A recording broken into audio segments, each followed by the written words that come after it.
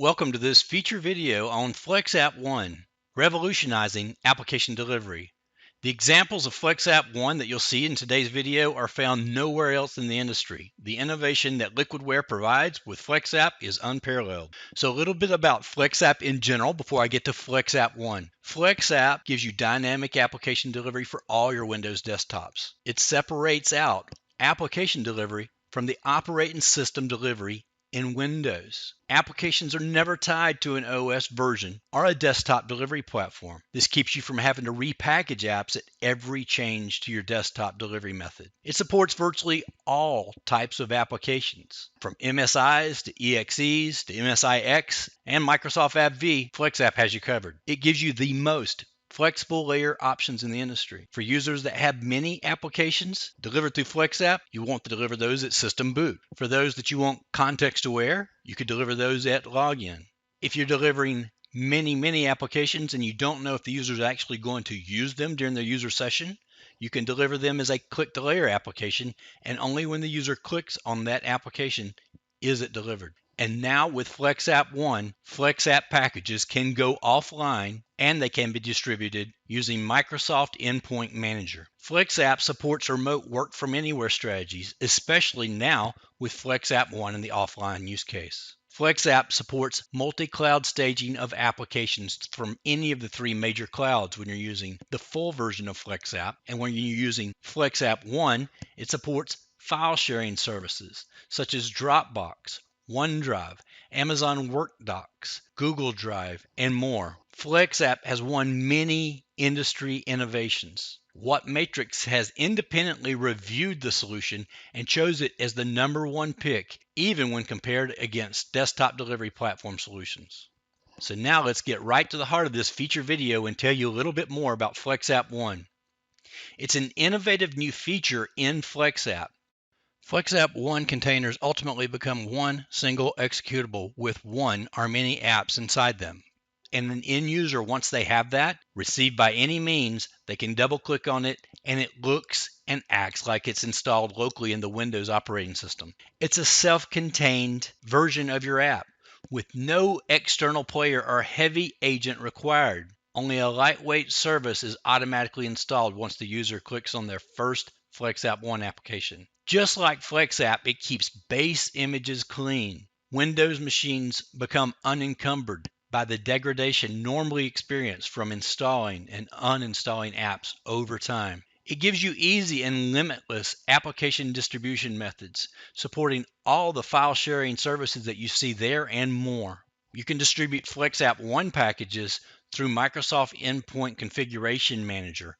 You can also make FlexApp One applications available in the company portal, which is now in Windows 10 and 11, where FlexApp One applications can be in a self-serve mode. You can also distribute these applications on a USB memory stick. Really, you can distribute applications by any means necessary with FlexApp One. It gives you a streamlined application layering methodology for offline and Microsoft Endpoint Manager use. And you still have the power of the Profile Unity Management Console and the full version of FlexApp for all your advanced use cases. And the most anticipated benefit is now a reality. You can run FlexApp packages offline with FlexApp One. You want to make sure that those machines are well-managed PCs and laptops to ensure those machines don't already suffer from the degradation of software installations in Windows over time. This joint solution brief that you see to the right is available on the Liquidware website today. We're going to discuss the matrix that you see here. So when should you use FlexApp versus a FlexApp One application? Both of them give you all the benefits of keeping base images clean, giving you the easy ability to update applications without modifying the base image. They're fast and easy to package, and both have a very high compatibility rating of 90+%.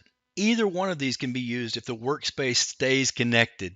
For FlexApp One, that would be a use case if you also wanted to use Endpoint Manager. If you want to share an application by any means with no prerequisites required, that's also a great use case for FlexApp One. But if you desire the advanced use cases, the full version of FlexApp may be your best bet in those instances. With the full power of FlexApp, you also get the ability to use the Profile Unity console and the context-aware settings to distribute applications. You can also leverage the features of Profile Unity UEM to modify the user's privileges for unique applications. Also tweak registry settings so you can get rid of run once dialog boxes or change the behavior of an app. If you need to fully track the inventory of all Flex apps distributed, the management console will give you that ability as well. Or if your needs call for an enterprise admin console with delegated admin access, admin auditing, and other functionality that might aid in your documentation and compliance, the full version of FlexApp may be the way to go. But as for FlexApp One, I'm excited to have with me today Matt Boyajian, who's going to give us a great demonstration. Matt? Thanks, Jason. My name is Matt Boyajian, Senior Solutions Architect with Liquidware, and today we're going to take a very deep, in-the-weeds look at what goes on behind the scenes with FlexApp One.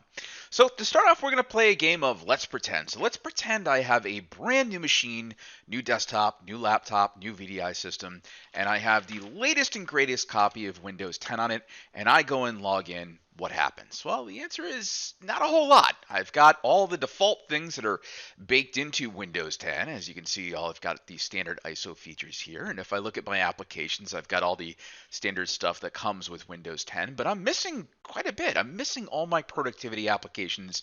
I'm missing the things that I need to function. So I want you to start off by thinking about what Jason said a little bit earlier, that we don't care how you manage your systems or how you deploy applications to your systems. If you want to use SCCM, if you want to use Intune, if you want to use something like OneDrive or any kind of other file repository service that exists in the cloud, none of those things should matter. All that should matter is I get my apps.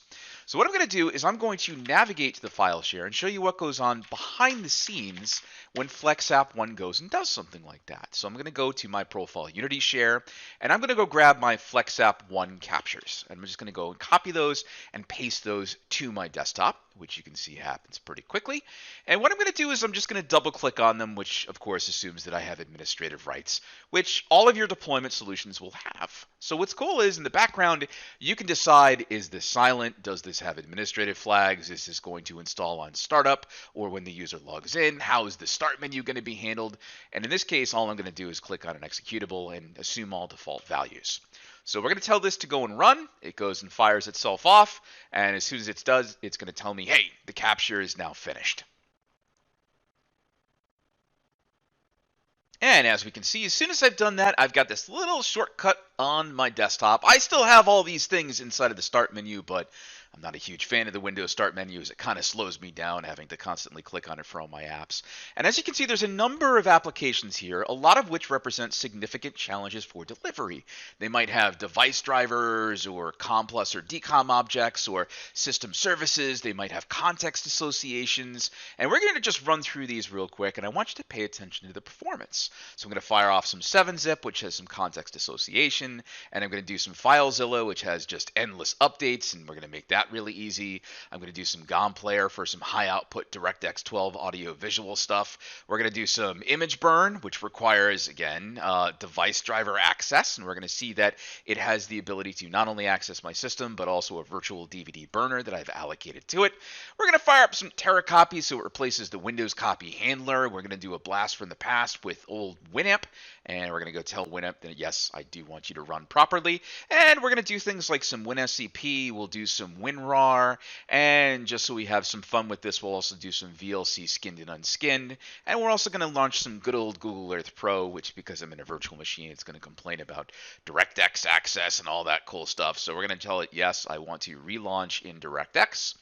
And we're going to go see good old Google Earth Pro fire itself up. And now I can do essentially whatever I want. But just to have some fun here, I'm actually going to start up a flight simulator. And we're going to launch an F-16 on the runway of New York. So we did all of these things instantly, just by pulling over these executables using whatever development methodology that you want. But I'm not done yet, because in addition to all those applications that I also have a second copy of FlexApp applications that's even bigger. So we're going to launch that. And instantly I've got a shortcut and series of shortcuts shortcuts present on my desktop. Again, these are also in the start menu, but again, you know how I feel about that. And I can see that I have a whole slew of other applications that I've added to the mix. I've added Google Chrome, so it can go and eat up all my memory. And I'm going to point it to liquidware.com, and we're going to have it load up its HTML5 videos. And you can see it does that lightning fast. And we're also going to do a larger application. We're going to do some open office stuff. Obviously, we support Microsoft Office as well. Most of our clients still have that baked into their systems, but if you want us to manage it, that's fine too.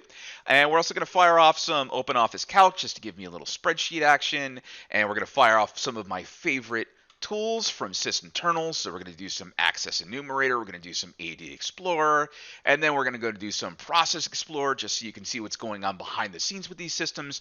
And we're really just going to load this thing up. And as you can see, I fired off a good 15-20 applications there, and my performance is outstanding.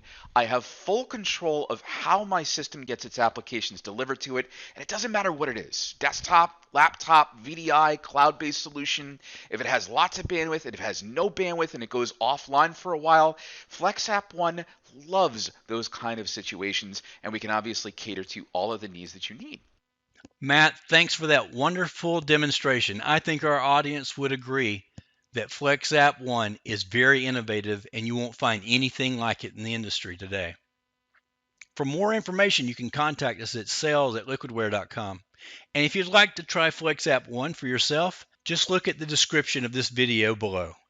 Thank you for joining us.